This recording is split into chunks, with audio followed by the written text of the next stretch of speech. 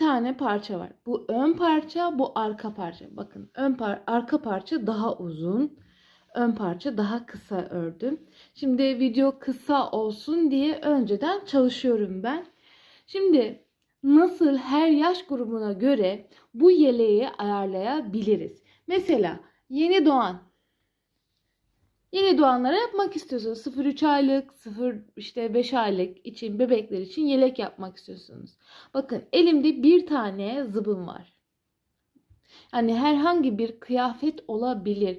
Yeter ki bu kıyafetten kalıp çıkarmayı bilelim. Mesela bu zıbını şöyle katladığımda 0-5 aylık, 0-3 aylık bebek için bazı bebeklerimiz çok küçük oluyor. Hani mesela bu tam 0-5 aylık için ölçü ideal olur.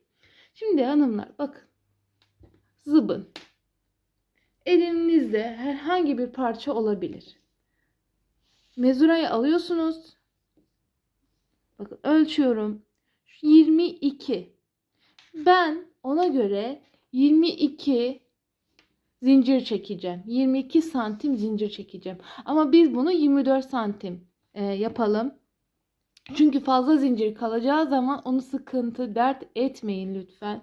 Bakın böyle alın mezurayı. Diyelim zincir çektiniz. Örmeye başladınız. Ölçün. Bakın mesela bu 25. Bu yelek modeli 1 yaş bebek için yapıyorum. Ona göre ayarlayacağım mesela. 1 yaş bebeğe göre ayarlayacağım.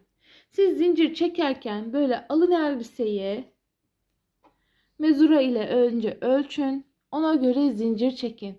Zincir çektikten sonra bu örneği kurun. Ondan sonra tekrar ölçün. Bakın ölçü tutuyor mu? Zinciri fazla çekin. Mesela 22 santim ya. Siz bayağı bir uzun çekin. Ondan sonra fazladan olan zinciri kesip atabilirsiniz. Şimdi ben size bunu göstereceğim. Mesela bakın elimde 3 yaş kazak. Elimde 3 yaş kazak var. Bayağı büyük. Dip ölçüsü ölçtüğümde bakın 30 santim. Hatta böyle genişletirsek 31-32 santim oluyor. O zaman ona göre zinciri çekeceğiz. Siz 31 değil de 35 santim bir zincir çekeceksiniz. Şimdi ben başlayalım. 1 yaş için yaptım ama örnek çalışma olsun diye küçük bir tane göstereceğim size.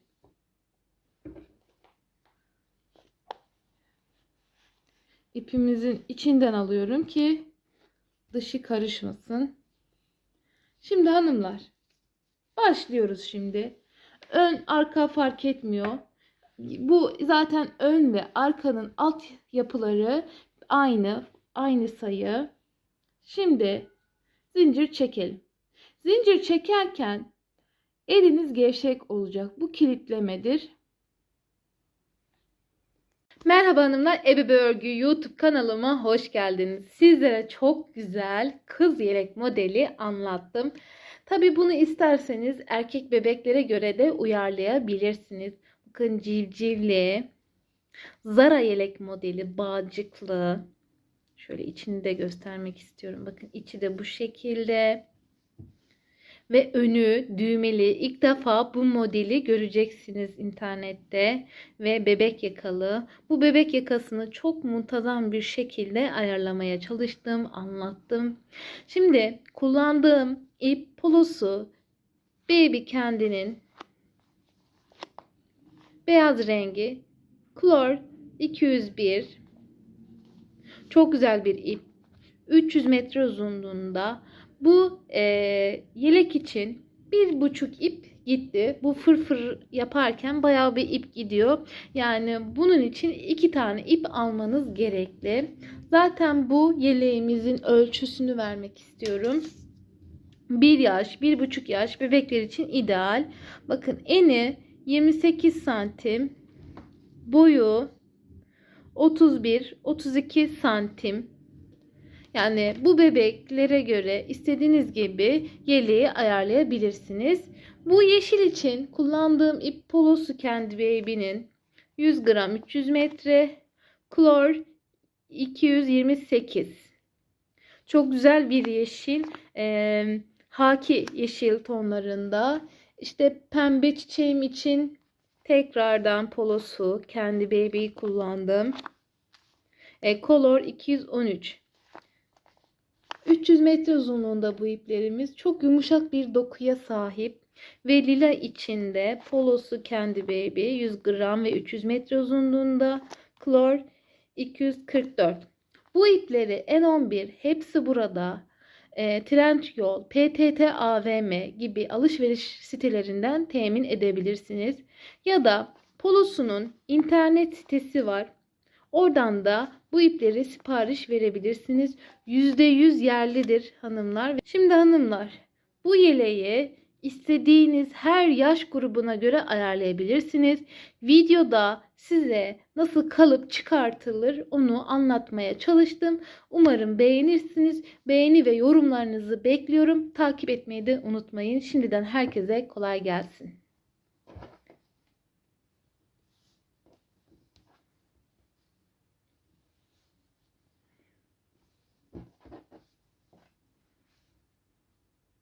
Şimdi bakın, zinciri çekerken gevşek çekiyorsunuz.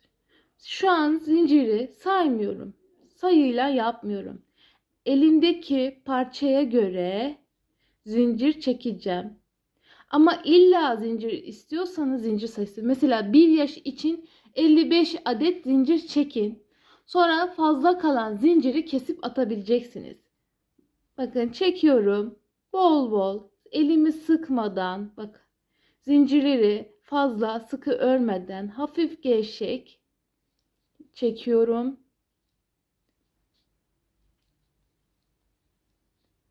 Şimdi ben bu zıbına göre çekmek istiyorum zinciri.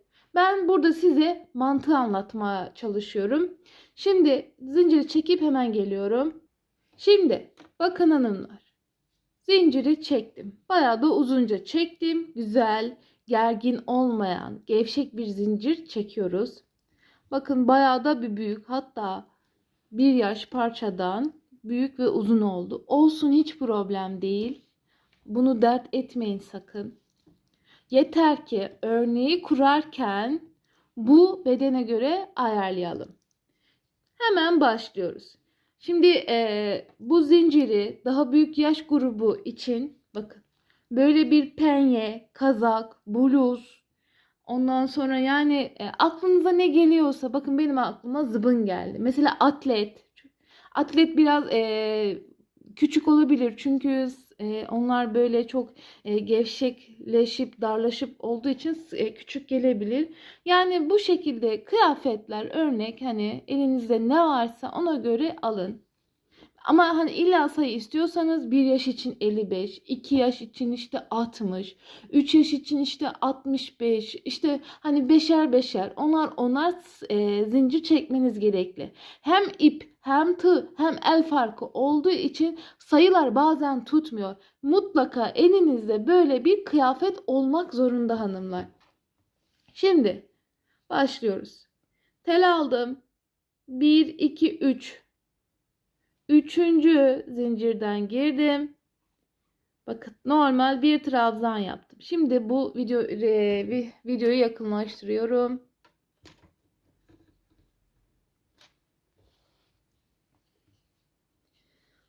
Bakın tel aldım. Arada zincir yok. 1, 2, 3. Üçüncü sıradan battım. Şimdi bu aynı yere 2 tane daha yapıyorum. Toplam 3 tane trabzan yapıyorum. Bakın gene aynı şekilde 1, 2, 3.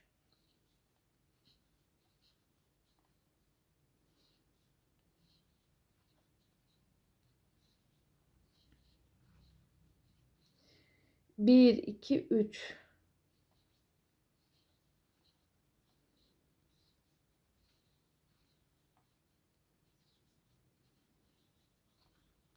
Bakın hiç aralarda zincir yok. Sadece 2 tane zincir atlayıp 3. zincire batıyoruz.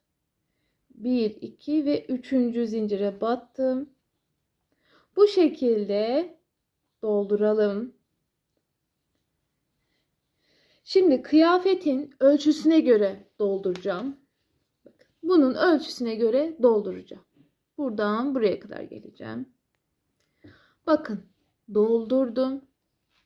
Zıbına göre hemen hemen aynı şekilde yaptım. Nasıl başladım? Bir trabzanla başladım. O zaman bir trabzanla bitireceğim. Tel aldım. 1, 2 ve 3. Bir trabzan yapıyorum. 2 zincir çekiyorum. Döndüm. Şimdi dönmeden önce bakın fazladan zincir kaldı. Bunu sakın dert etmeyin. Kalabilir. Yeter ki bu ölçü tam tutsun kıyafetinize göre. Bunu kesiyorum. Şuradan kesiyorum. Bakın. Kestim. Bu şekilde. Bakın. Kilitliyorum. Fazla sakın dipten kesmeyin. Bu zaten bunun etrafını dönerken bu saklayacağız bunu. Olay bu hanımlar. Siz 3 yaş yapsanız da 6 yaş yapsanız da kendinize göre yapsanız da bu şekilde yapmak zorundasınız. Şimdi el farkı, tığ farkı, ip farkı çok fark ediyor. Bazen yorumlarda yazıyor işte verdiğiniz sayı küçük düştü. Çünkü ince iple örülmüş ya da işte eliniz çok sıkıdır.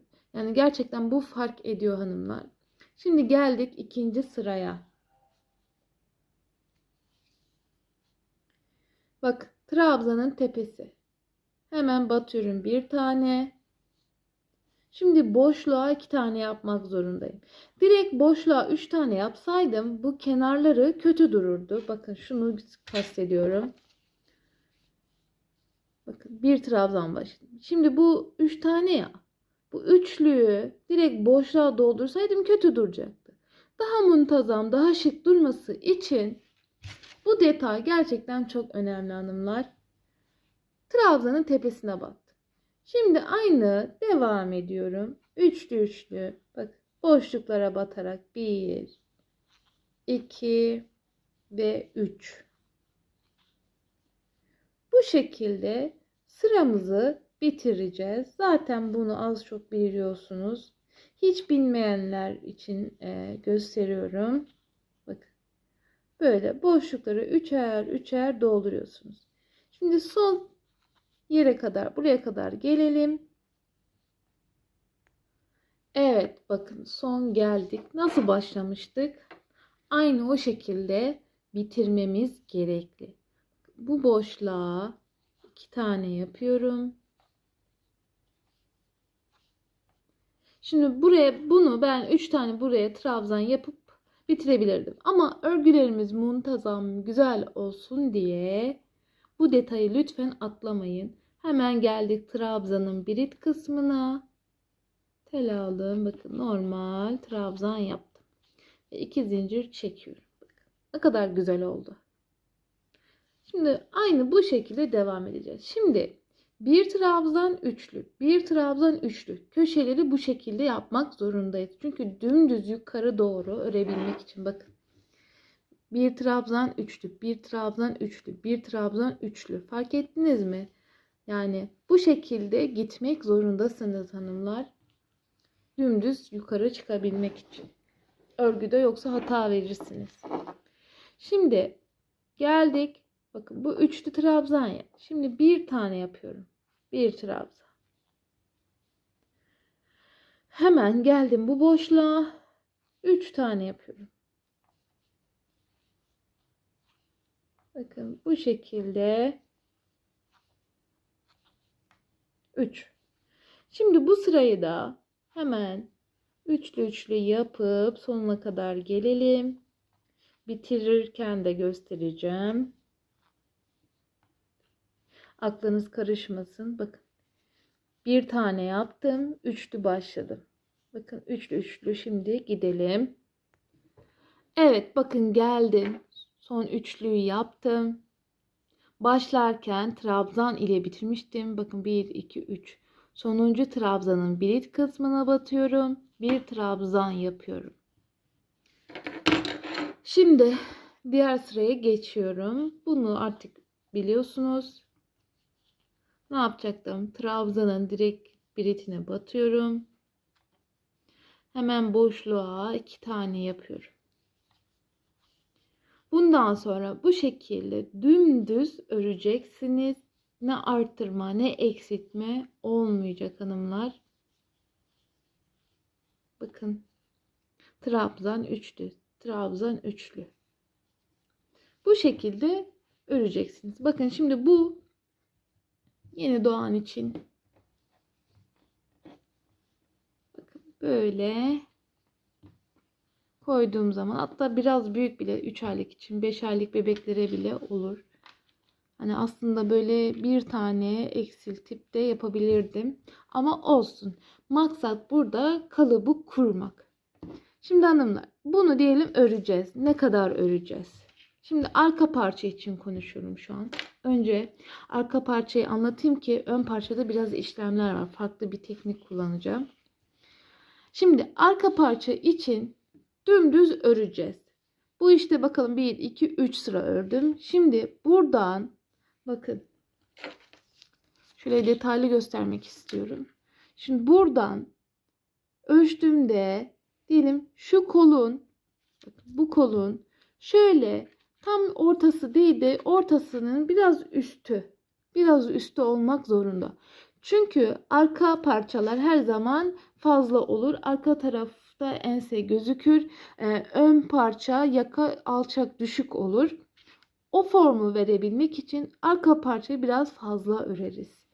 Yani böyle bir elbiseden ölçtüğümüz zaman kol bakın alt kısmından şuraya kadar dümdüz öreceğiz. Bakın buraya kadar böyle 2 parmak 3 parmak hani ölçün omuzdan böyle buraya kadar öreceksiniz. Bu kaç sıra yapar? İşte tahminen diyelim 3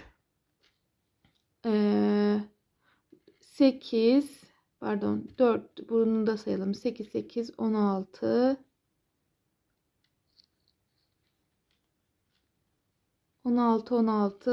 32. Bakın 32 sıra olmuş oluyor. Ama 32 fazla bence. Çünkü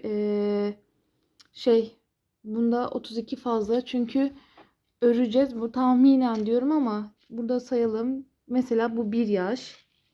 Bunu sayalım.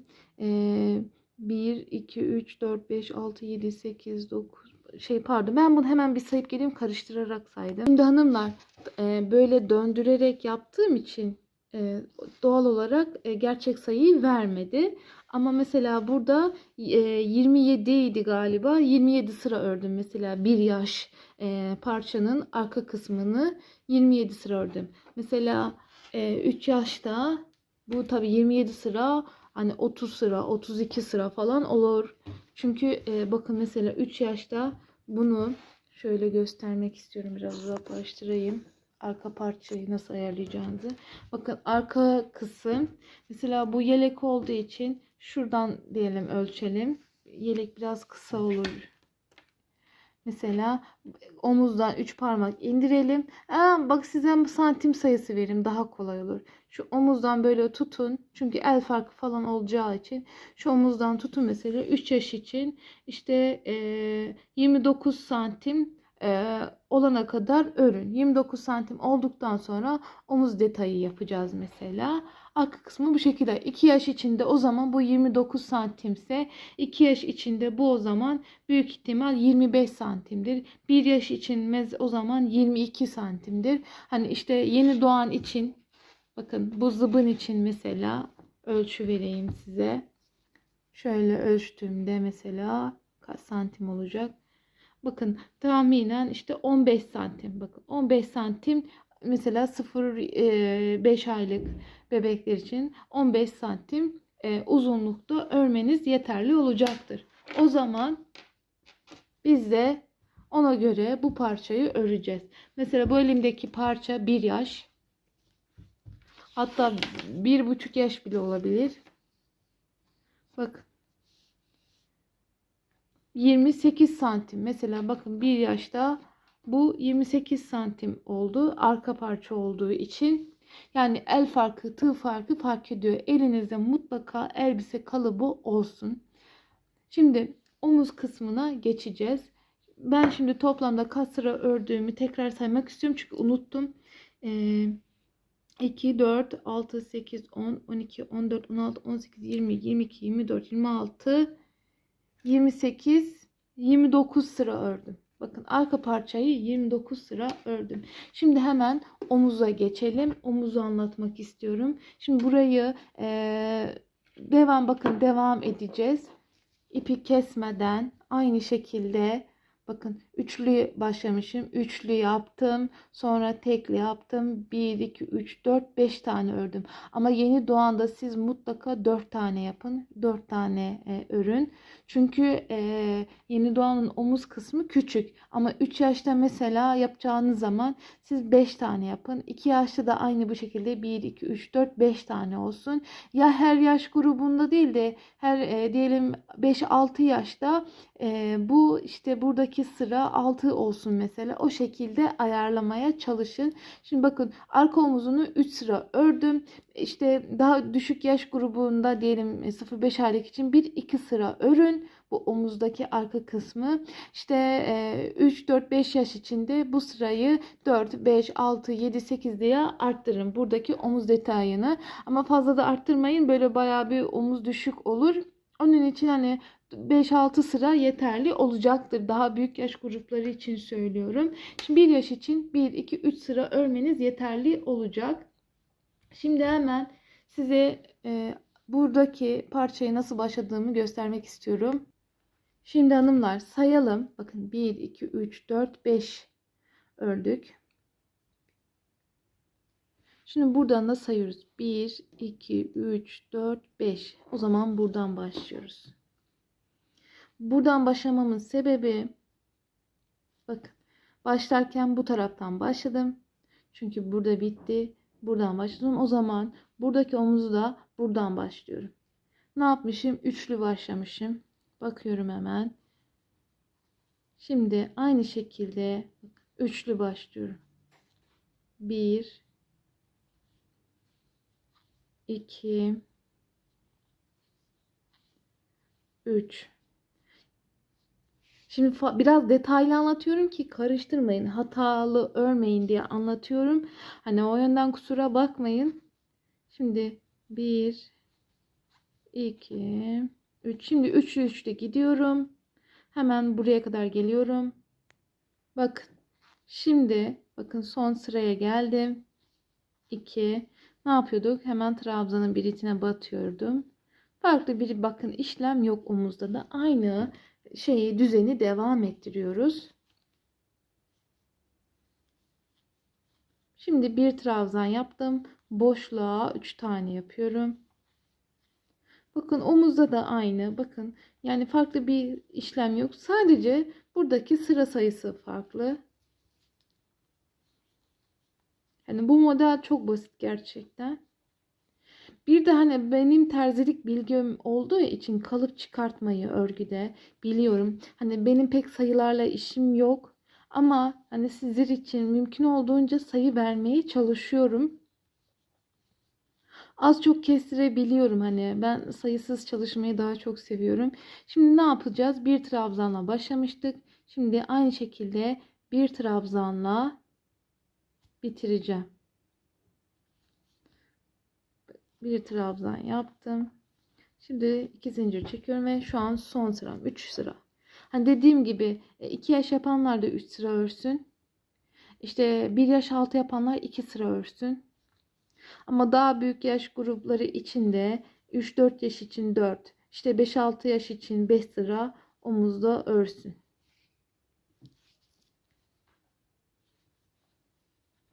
Yani şimdi bana soruyorsunuz 10 yaş için ne yapmam lazım? Elinize mutlaka elbise alın hanımlar. O elbiseye göre mutlaka ilerlemeniz gerekli. Hani omuzdan ben size gösterdim nereye kadar örmeniz gerektiğini. Omuzdan 2 parmak, 3 parmak. Daha büyük yaş grupları için işte bu 4 parmak. Hani bu şekilde ölçü alarak elinizle ayarlayabilirsiniz. Şu an zaten arka parça bakın bitiriyorum. Ve son. Evet, bakın burada bitirdim arka parçayı.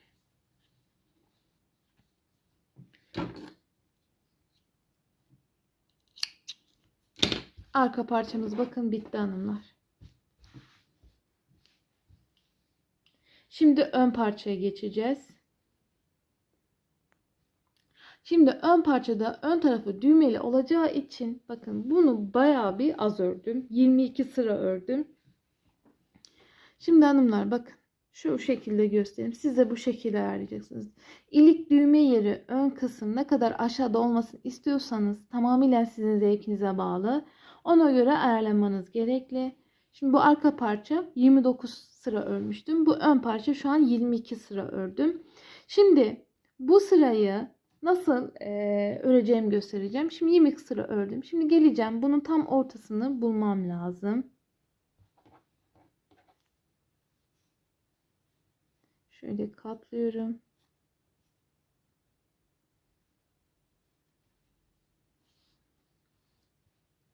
Bakın tam ortası şu ikisinin arası. Hemen ölçü alacağım. Bakın tam ortası burası. Bakın ip taktım. İlla ayraç olmasına gerek yok. Şu an ayraça uzak bir yerde kalkmamak için ip taktım. Şimdi hanımlar bakın buradan şuraya kadar öreceğiz. Şimdi aslında sayalım da bir de. Bakın boşlukları sayalım. Eşit mi düşürüyoruz diye. 1, 2, 3, 4, 5, 6, 7. Şimdi buradan sayıyoruz. 1, 2, 3, 4, 5, 6, 7, 8. Bakın eşit düşmedi. O zaman şu şekilde ayarlayacağız. 1, 2, 3, 4, 5, 6, 7, 8.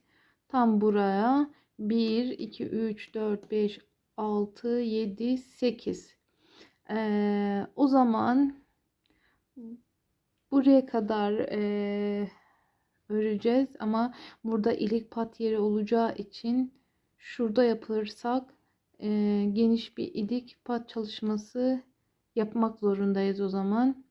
Tamam bu şey o zaman şurada burada bir yerde ayarlayacağım şimdi. Şimdi bunu şuraya kadar bir örelim. Bakın farklı bir işlem yok. Devam ediyoruz. Şimdi bu modeli tamamıyla sizlerle birlikte örüyorum. Hani önceden çalışmadım. Kafamda önce tasarlıyorum. Ondan sonra birlikte örüyoruz hanımlar. Daha önceden bu modeli çalışmadım mesela. Şu an hayali çalışıyorum sizinle birlikte. Bakın.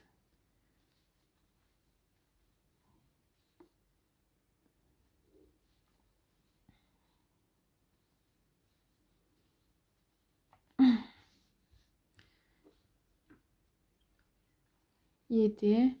1, 2, 3, 4, 5, 6, 7. Ha tamam. Çok güzel. Fazla arada boşluk kalmadı. Şimdi bakın.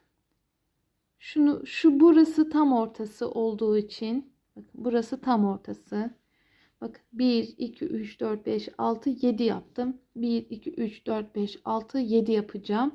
Bakın tam ortası burası. Sizde daha farklı düşebilir. Mesela şöyle üçlü trabzan düşebilir. Çok daha iyi olur aslında.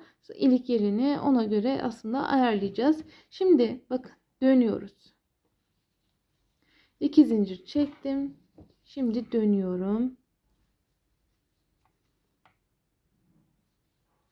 Bakın bir trabzan yaptım.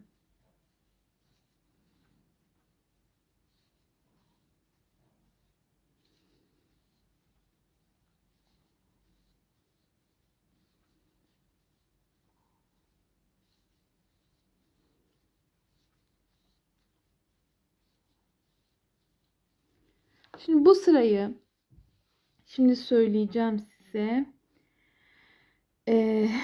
Bu sırayı kaç sıra örmemiz gerektiğini şimdi hesaplayıp hemen geliyorum. Şimdi hanımlar bakın. Ben toplamda 1, 2, 3, 4, 5 sıra ördüm. Şimdi bu arkadaki parça 29 sıra idi. Bunu bu alttan üste kadar saydığımda 27 sıra ördüm. Şimdi 29'dan 2 sayı eksik örmek zorundayım ön parça. Çünkü buraya da omuz takacağım. Bir tık aşağıda olması için. Yani burada 27, 28, 29, 30, 31, 32. Toplam 5 sıra daha omuz örmem gerekli. Şimdi burası zaten kavisli düşeceği için o formu verebilmek için bu şekilde yapmak zorundaydım hanımlar. Şimdi şöyle istiyorum, toparlamak istiyorum. Bu omuz değil. Burası ilik yeri. Karıştırmayın sakın. Ön ve arka parça üst üste koyduğumda bak, iki sıra aşağıda olmak zorunda. Çünkü arka parça her zaman yaka yüksekliği oluyor. Ön parçada yaka yüksekliği düşük oluyor. Bakın buradan omuzu yapacağım. Bakın burada omuz yapacağım. Buradan omuzu taktığımda 5 sıra ördüğüm zaman eşit şekilde toplamda 32 sıra olacak kolda. Şimdi buradan burası 29, 29, 30, 31, 32 omuzla birlikte 32 sıra. Biz de ön parçayı 32 sıraya tamamlayabilmek için bu şekilde ayarlamak zorundayız. Şimdi arkayla ön aynı şekilde hani aynı olsun istiyorsanız o zaman arka gibi örebilirsiniz. Ama ben bu güzel yaka formunu verebilmek için bu şekilde çalışıyorum. Şimdi şuradaki ilik yeri için 1, 2, 3, 4, 5 sıra ördünüz. Mesela yeni doğan için bu 5 sıra 4 sıradır mesela. İşte omuzda 2 sıra olsa bu şekilde ayarlayacaksınız. Hani bir düşük ayarlayacaksınız. Daha büyük yaş grubu için işte 1, 2 fazla örmüş olacaksınız. Bu şekilde ayarlamaya çalışacaksınız. Yani aslında çok basit. Fazla kafa karıştırmıyor. Pek burayı da anlatamadım ama yani az çok ne yapmak istediğimizi anlatmaya çalıştım.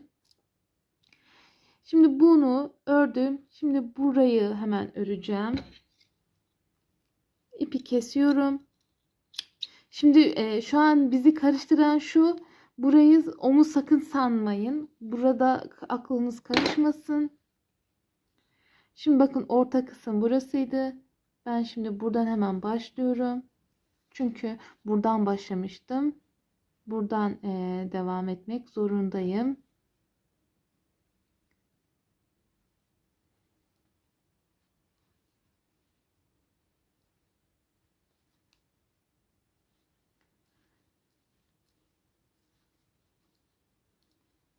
Şimdi bakın üçlü burası tek başladım. Devam ediyorum. Buraya ilik yeri gelecek. İlik düğme yeri için ayrı pat öreceğiz. Bakın.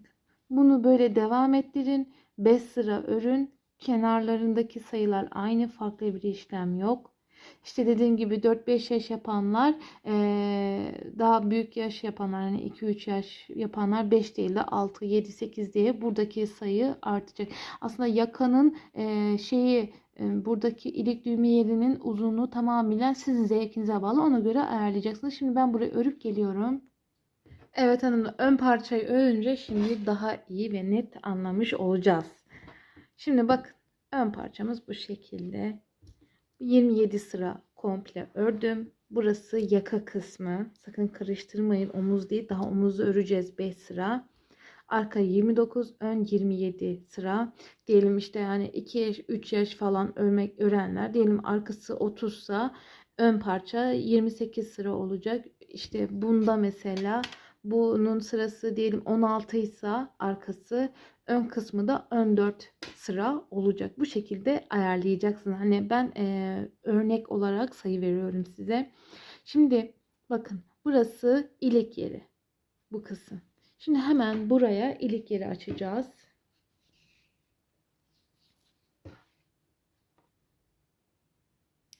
Tam şuradan başlıyoruz. Bu kısım pat olacak. Düğme yeri. Normal sık iğne tekniği kullanıyorum.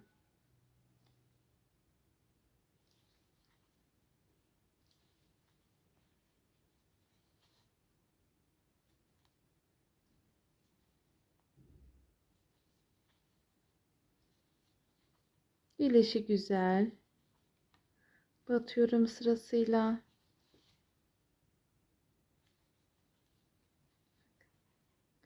Battım. Şimdi dönerken bak şuradan direkt çıkış yapıyorum. Gördünüz mü? Sonra hemen yanından çıkış yapıyorum. Dönüyorum. Şimdi sık iğneye devam ediyorum. Burası pat olduğu için bu şekilde yapmak zorundayım. Ama sonradan da dikebilirsiniz. Ben dikmemek için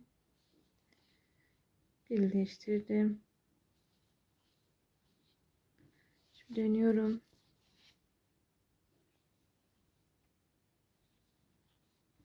Bakın şu an. Burası düğme yeri. Karıştırmayın sakın. Sık iğne yapıyorum şu an. Şunu şöyle alayım.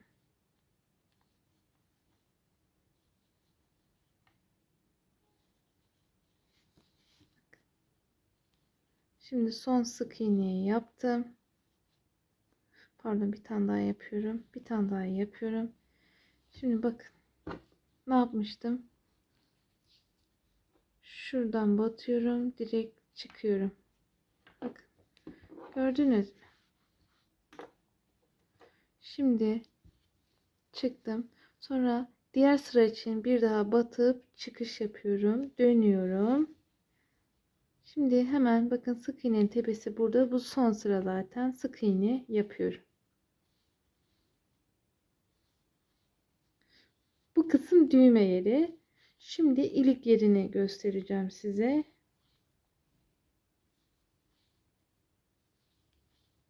Bakın, düğme yeri. Bu parçada ilik yeri olacak. Bunun öreceğimiz parça bunun üzerine gelecek. Bakın hiç dikiş gerektirmeden burası da çok güzel oldu. Bunu da böyle keselim. Şimdi ön çalışacağız yine.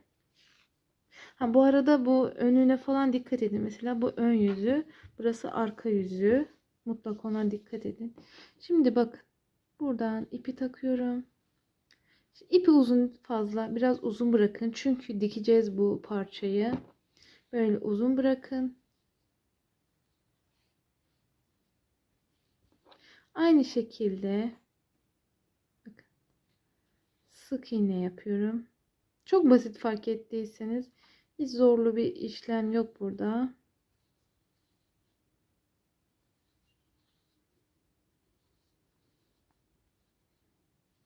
Normal sık iğne tekniği.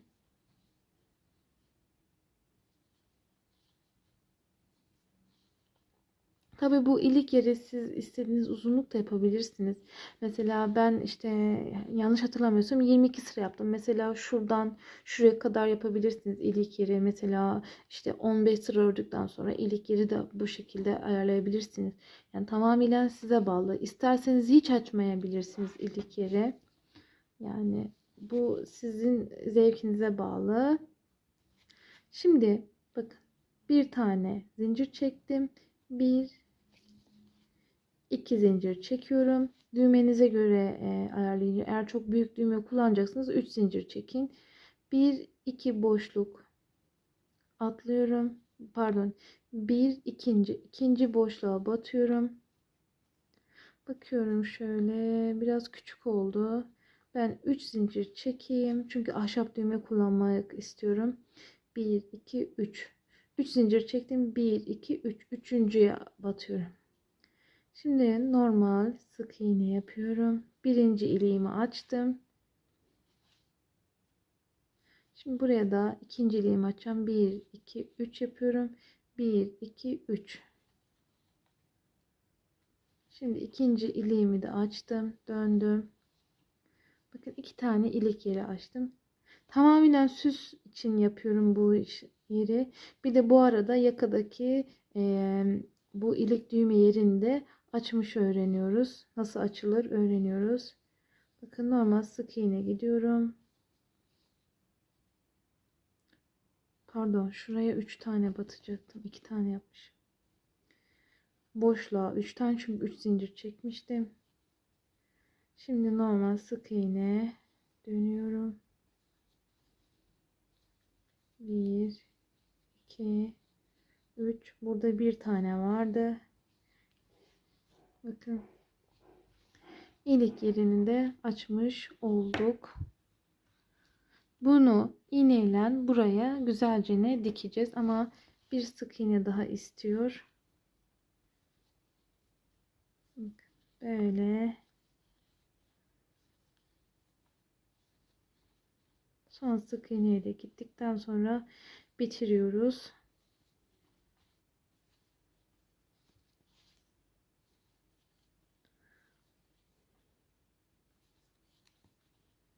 Bakalım şimdi. Evet, bakın şimdi toparladı. Burada da bakın bu şekilde ilik düğme yerini açmış olduk hanımlar.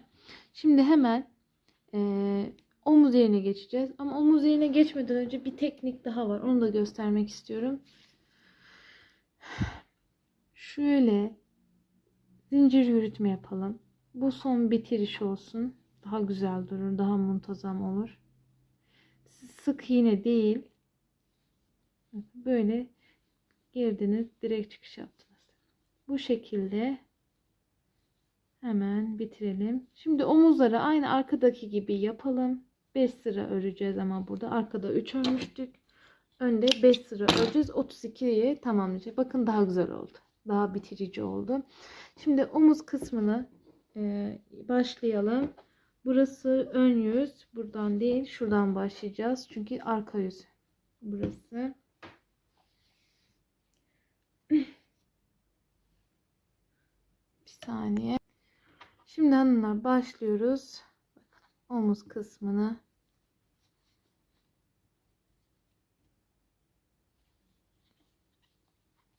Bakın tek trabzandı. Şimdi 3 tane yapmak zorundayız. Üçlü başlayacağız. Bu 1 2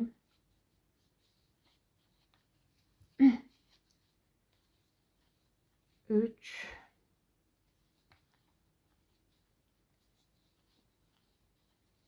4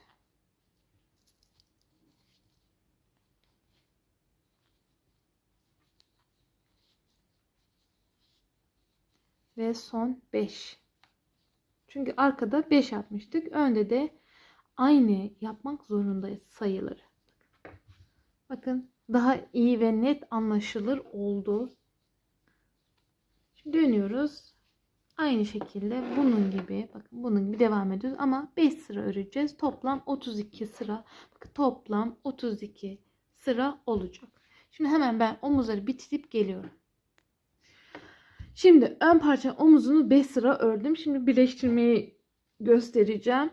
Bakın burası ön taraf, ön yüz. Bu arka parçanın da ön yüzü bu taraf. Ön yüzler birbirine bakacak.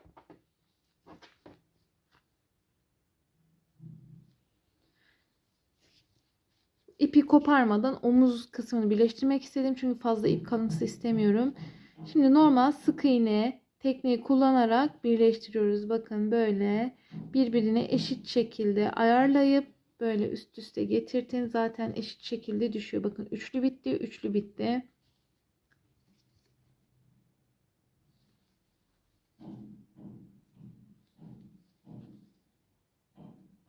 Sık iğne tekniği kullanarak bu omuzları hemen birleştirelim. Ben birleştirip bakın farklı bir işlemi birleştiriyoruz bu şekilde. Hemen birleştirip geliyorum. Şimdi hanımlar ön kısmın diğer omuzunu yapmadım. Bakın diğer bu omuz bitti. Şimdi sol taraftaki pardon şöyle döndürdüğümde karıştırdım. Evet bakın ön yüz burası.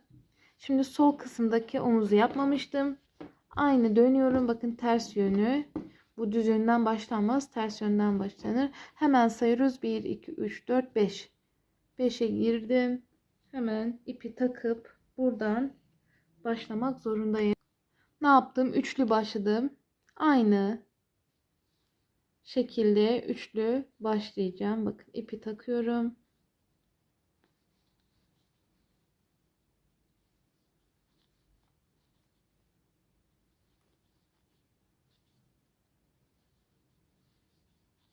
3 tane yaptım.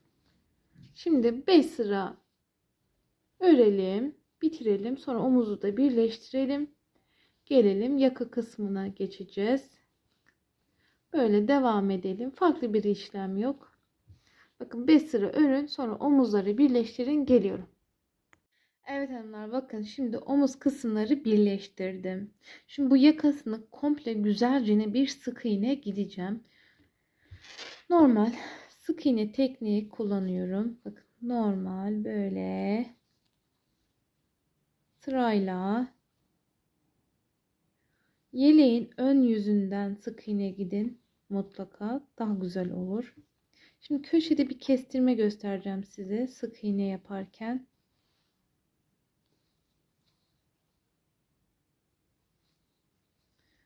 Bu köşenin kavisli düşebilmesi için.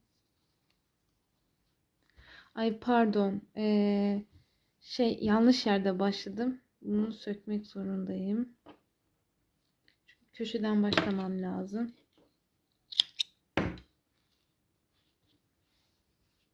İşte benim yaptığım bu hatayı sakın yapmayın. Ön ilik yeri burası. Ön taraftan. Bu ipleri sonradan saklayacağım güzelce ne. Bak. Şimdi buradan şunları şöyle yapıp sıfırladım. Şimdi güzelce ne. Bak. İlik pat yerinin tam ön yüzünden başlamak zorundayım. Çünkü bakın burası ayrık olduğu için böyle gidecek.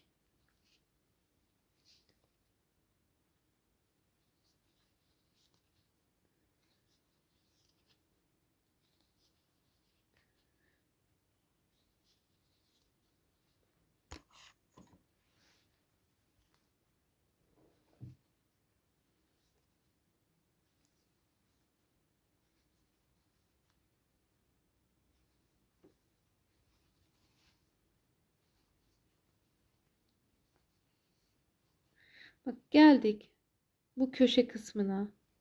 Buradan bir aldım. Hemen buradan da bir alıyorum. İkisini bir çıkıyorum. Bu köşeyi bu şekilde kavisli yuvarlak formu veriyorum. Aynı şekilde diğer köşelere yapacaksınız. Toplam 4 köşe var. Bakın 1, 2, 3 ve 4. 4 köşede bakın hemen zaten yuvarlak forma düştü. Fark ettiyseniz. Bu şekilde kestirme yapın.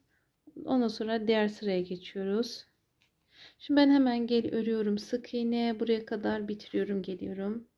Şimdi hanımlar bak komple sık iğne yaptım ve bitirdim. Bunu biraz fazla keseyim çünkü düğmeleri dikeceğim. Fazla ip kalıntısı olmasın. Burayı güzel ayarlayacağım. Şimdi pembe ip, farklı bir ipten yakalık yapacağız. Şu an ipin ucunu arıyorum. Bir saniye. Evet hanımlar, şimdi yaka yapacağız. Yaka için bir teknik göstereceğim size. Bunu sonradan hep dikeceğim, temizleyeceğim. Bakın bu ilik pat yerlerini örmeyeceğiz. Çünkü üst üste bineceği için yakada üst üste gelmemesi için şuradan başlamak zorundayız. Bakın tam başladığımız sık iğnenin tam dibinden şuradan. Bakın bu zincir ya, zincir gözüküyor ya.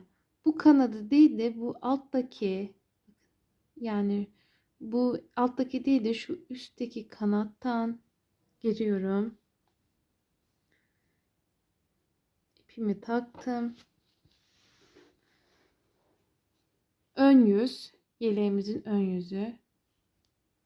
Normal. Şimdi komple sık iğne gideceğim.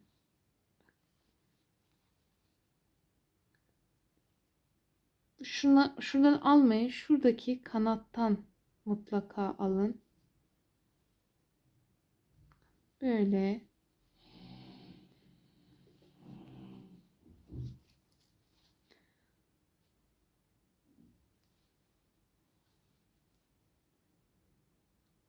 Böyle sırayla sık iğne tekniği uygulayarak yapalım.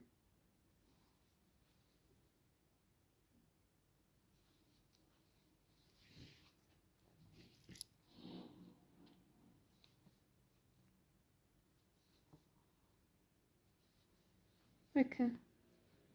Burası yaka olacağı için bu şekilde görüyor musunuz? Ne kadar güzel oluyor. Bu teknik gerçekten çok güzel bir teknik. Böyle komple yapın ama buraya kadar yapacaksınız. Şimdi sık iğne yapalım. Buraya kadar gelelim. Evet bakın geldim. Şimdi 2 zincir çekiyorum. Dönüyorum. Bir trabzan yaptım. 1 2 atlıyorum. Şimdi 2 tane. Bakın 2 tane aynı yere battım. 1 2 ikinci sık iğnenin tepesine 2 tane yapıyorum. 1 2 bu şekilde komple çevresini pembe olan kısmı yapalım.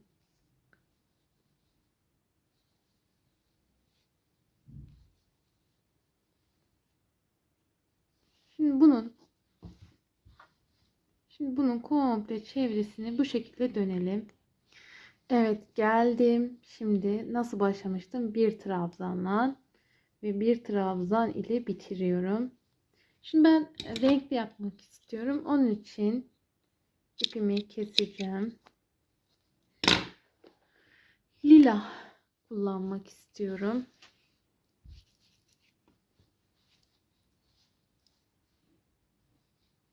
Şimdi hemen takıyorum.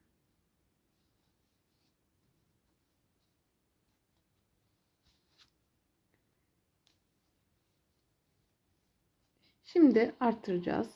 Bakın trabzanın bir içine batıyorum. Şimdi bu boşluğa geldim. 2 tane yapıyorum. 3. Şimdi her boşluğa üçlü trabzan yapıyorum. Bakın üçlü bu şekilde komple çevresini gideceğiz hanımlar. Şimdi hemen komple çevresini yapalım. Farklı bir işlem yok. Bakın. Böyle devam edelim.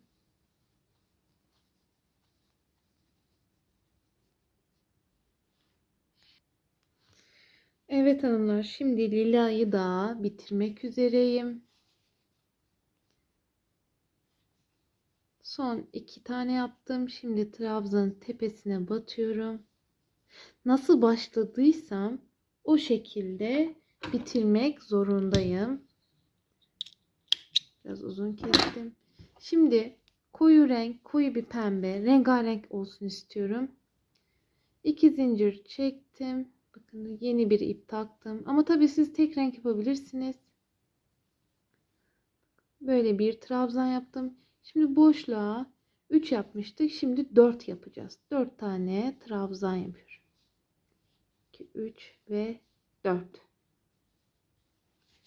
Bakın bir trabzan boşluğa 4 trabzan. Şimdi hep 4 gidelim ve bu sırayı da bu şekilde bitirelim hemen. 3 ve 4. Şimdi göstermek istiyorum. Bakın. Arttırdıkça artırıyoruz yani 2, 3, 4. Mesela yaka bayağı uzun istiyorsanız 5, 6 bu şekilde arttırmanız gerekli. Bakın 100 yuvarlak düşüyor hanımlar. Bunu böyle gelip bitirelim. Şimdi hanımlar son renk gidiyorum ama bu bitiriş bir renk olacak. Buradan böyle ipi takıyorum yaka kısmından. Düğüm attım. Şimdi bir sık iğne yapıyorum. Tel aldım. Bu boşluğa toplam 1, 2, 3, 4, 5, 6 tane trabzan yapıyorum. Hemen buraya lila olan kısmı, lila olan yere sık iğne yapıyorum. Şimdi pembenin bakın hemen buraya aynı şekilde 1, 2, 3 4 5 ve 6 yapıyorum. Şimdi dönüyorum. Hemen boşluğa batıyorum.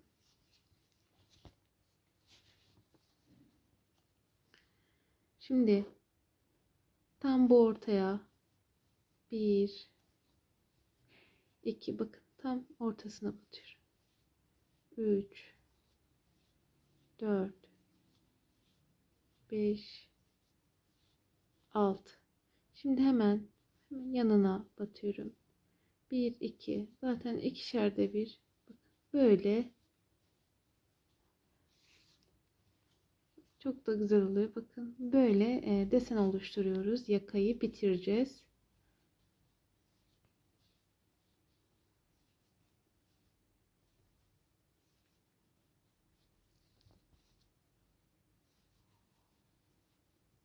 İki, 4 ve 6.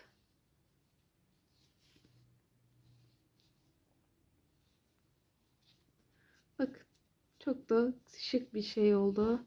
Şimdi komple bu yakanın çevresini komple bu şekilde gidelim. Buraya gelelim. Buraya da aynı nasıl başladıysak o şekilde bitirelim. Evet hanımlar bakın yakayı bitirdim. Nasıl yaptıysam, başladıysam sonunda o şekilde bitirdim. Şimdi bunun komple çevresini bu şekilde fırfır yapacağız. Arka taraftan başladım. Çünkü burada ben bağcık yapacağım için tam buradan başlamak istedim. Şimdi bakın nasıl yaptığımı göstermek istiyorum. Çok basit gerçekten. Sadece sayarak biraz ilerleyeceksiniz. Bakın boşluğa 5 tane trabzan yapıyorum. 2 4 ve 5. Her sıra başına 1 2 3 hani bu sıra her sıra başına beşer yapıyoruz. Saymama gerek yok. Bakın şöyle batıyorum. Buraya da 5 tane. Bakın boşluğa zaten geliyor denk. Şu an 3 4 ve 5. Kendiliğinden zaten fırfır oluşuyor hanımlar. Böyle devam edelim. Şimdi köşe kısmına geleceğiz. O köşe kısmını size göstermek istiyorum. Bakın 4 ve 5. Geldim. Bakın. Hiç farklı bir işlem yapmıyorum. Beşer. Her sıra başına batıyorum. 5'er trabzan yapıyorum. Şimdi şu köşeye kadar geliyorum. Evet, şimdi köşe tarafa geldik. Köşeye geldik. Şimdi buraya dolduracağız. Bakalım kaç tane olacak. Bakın şu fazlalık zincir vardı ya, onu kesiyorum. Bakın sıfırladım. Başlarken hani zincir çekerken. Buraya 1 2 3 şu an 4 5 6 7 8 9 10 yaptım. Evet 10. Hatta biz bunu 15 bir yapalım. 10 11 12 13 14 ve 15. 15 yaptıktan sonra evet şimdi buraya geldik. Evet 15 iyi oldu. 15 evet fırfırını güzel yaptı. Şimdi bu alt kısmı nasıl yapacağız? Bir bakalım bu boşluklara 5 yeterli olacak mı? 3 4 ve 5. Burada bir daha bir bakacağım. Bakın burada 5 tane yeterli olmuyor. Bu boşluklara sadece batarak. Şu trabzanlar var ya. Onlara batmak zorundayız. 1 2 3 4 ve 5. Mecburen bunlara da beşer beşer yapmak zorundayız. Ama dilerseniz 5 değil de 3 olabilir. 3, 4. Şimdi buraya 1, 2, 3, 4, 5. Bakalım şimdi. Evet. Evet, beşli beşli güzel toparladı. Beşli beşli yapalım. Bakın. Bunun gibi güzel fırfır yapalım. Ama dilerseniz sadece şu trabzanların şuralarına 3 tane batıp bu boşluklara da 5 tane trabzan yapabiliriz. Şimdi komple yeleğin çevresini komple böyle hep etrafını dönüyoruz. Bakın bu köşede 10 tane yaptım. Siz de 10 tane yapın ve bitirelim hemen. Ondan sonra süslemeye geçeceğiz. Evet hanımlar, bakın köşedeki fırfırları bitirdim. Ben süslemeyi yaptım önceden. Şimdi size göstereceğim detaylı şekilde. Önce hemen çiçekleri göstermek istiyorum. Toplam 4 tane zincir çekiyoruz. 1, 2, 3 ve 4. Şimdi hemen birinci zincirden girdim. Minik bir halka yapıyorum. Direkt çıkış yaptım. 2 zincir çektim. Şimdi toplam 3 tane trabzan yapıyorum. 1, 2 ve 3. 2 zincir çektim. Aynı yere batıyorum. Boşluğa hep batıyoruz hanımlar. 1, 2 zincir çekiyorum. Bakın tekrardan boşluğa batıyorum. 1, 2 ve 3. Bu 3 eline diyelim 4 tane yapabilirsiniz. Boşluğa batıyorum. 1, 2,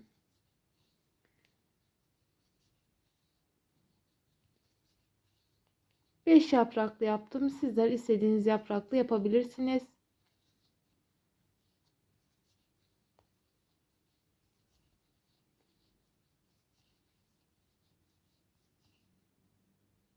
Üç tane yapmışım. Tamam ve son yaprağımı da yapıyorum.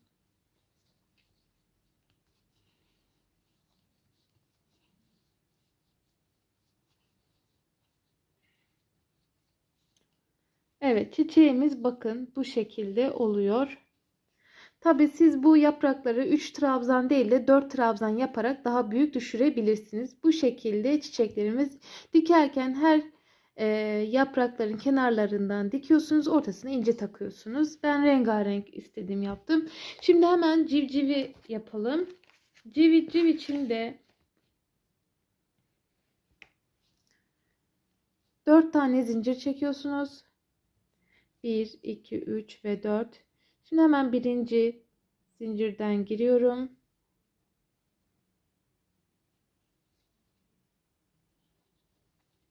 Şimdi bu minik halkanın içine toplam 14 tane trabzan dolduruyorum. 1, 2. Şimdi 14 tane yapıp geliyorum hemen. Evet, 14 tane trabzan yaptık. Şimdi hemen trabzanın biritinden girdim. Direkt çıkış yaptım. Bu 14'ün üzerine çifter çifter trabzan yapıyorum. Her birite ikişer tane trabzan yapıyorum. Bakın 2, 2.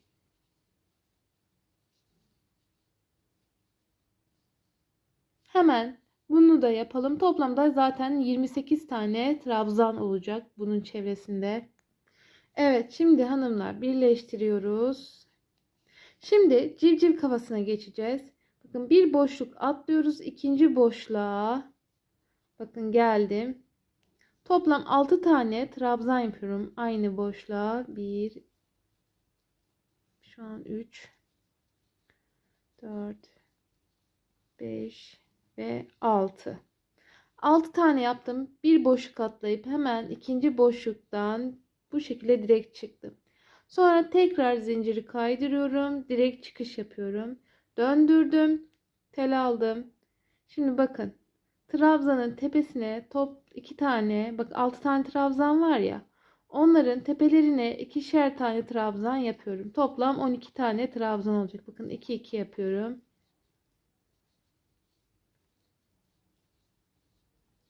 Çok basit civciv yapımı, en pratik şekilde size anlatmaya çalıştım. Biraz çalıştım bu civciv modelini. Ama en basiti bu şekilde oluyor. Tabi siz dilerseniz civciv yapmayabilirsiniz. Şimdi bakın geliyorum. Bitirdim. Döndüm. Şimdi bu civciv kafasını sık iğne gidiyoruz. Bakın. Normal bildiğimiz sık iğne. Hemen gidelim. Hemen bunu buraya getirip video uzun olmasın diye kesmek zorundayım. Evet, şimdi civciv kafasını yaptık. Şimdi burada 1, 2 bedene geldik. Şimdi yalancı trabzan yapıyoruz. Normal, bakın düz yalancı trabzan devam ediyoruz. Birazdan kuyruğunu yapacağız.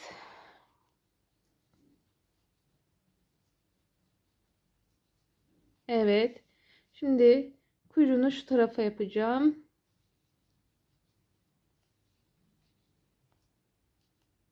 Evet. Şimdi kuyruk için 1 trabzan, 2 trabzan. Şimdi buraya aynı şekilde 1, 2, 3. Şimdi 1 trabzan, 2 trabzan. Şimdi bir yalancı trabzan. Şimdi sık iğne, sık iğne. Civcivimiz bu şekilde hanımlar. Bakın. Kuyruk kısmı, baş kısmı. Şimdi bu civcivi böyle alıyorsunuz, dikiyorsunuz güzelce iplen. Sonra şu turuncu olan kısmı iğneyle böyle işleyerek yaptım. Şimdi hemen gösteriyorum bu yaprağı da. Şimdi hanımlar önce civcivi dikiyorsunuz, sonra çiçekleri yapacaksınız. Üzerine monte olacak. Bakın bu gagayı iğne ile yaptım. Böyle sarma yaparak hani alttan üstten geçirerek 2-3 kere tel doladım ve bu şekilde gaga oluşturdu. Şimdi civcivimiz zaten çok basitti. Bakın bu yaprağını da göstermek istiyorum. Böyle içeriden hemen zincir tekniği kullanarak işleme yapıyorum.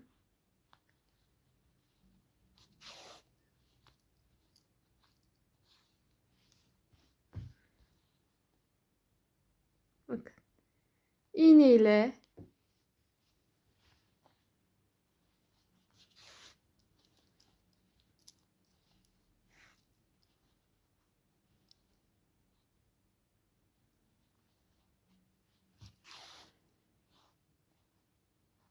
bakın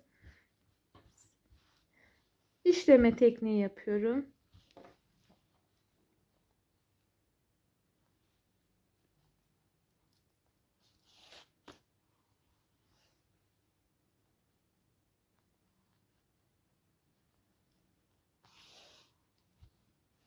Şimdi bakıyorum. Şöyle. Burada bitirmişim.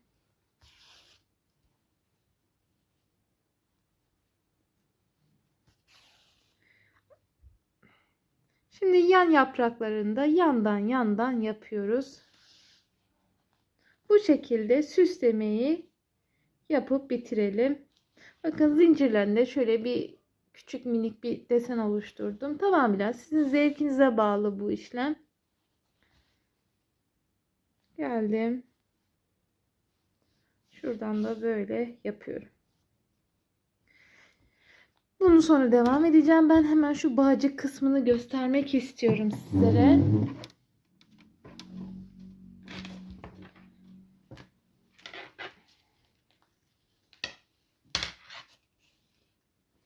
Biraz masam karıştı. İpleri almakta zorlanıyorum. Şimdi hanımlar. Bakın. Bağcık kısmı çok basit. Şimdi eşit şekilde ayarlamaya çalışıyorum. Şöyle getirdiğimde. Bakın. Tam şuradan tel alın. Şuradan böyle tel alın. Normal.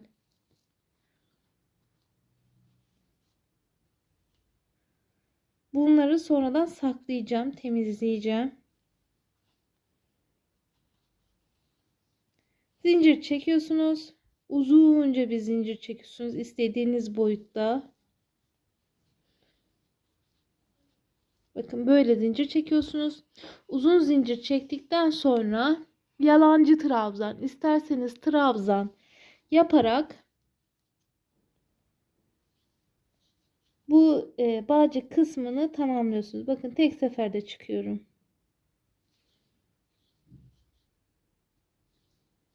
Böyle bitiriyorsunuz hanımlar. Bağcıkları da böyle dibine kadar örüp bağlıyorsunuz, bitiriyorsunuz. Bakın sonra da bunları ben temizleyeceğim. Yeleğimiz bu şekilde hanımlar bitiyor. Çok güzel bir yelek oldu. Sevimli bir yelek oldu kız çocukları için. Bir başka videoda görüşmek üzere. Şimdiden herkese kolay gelsin.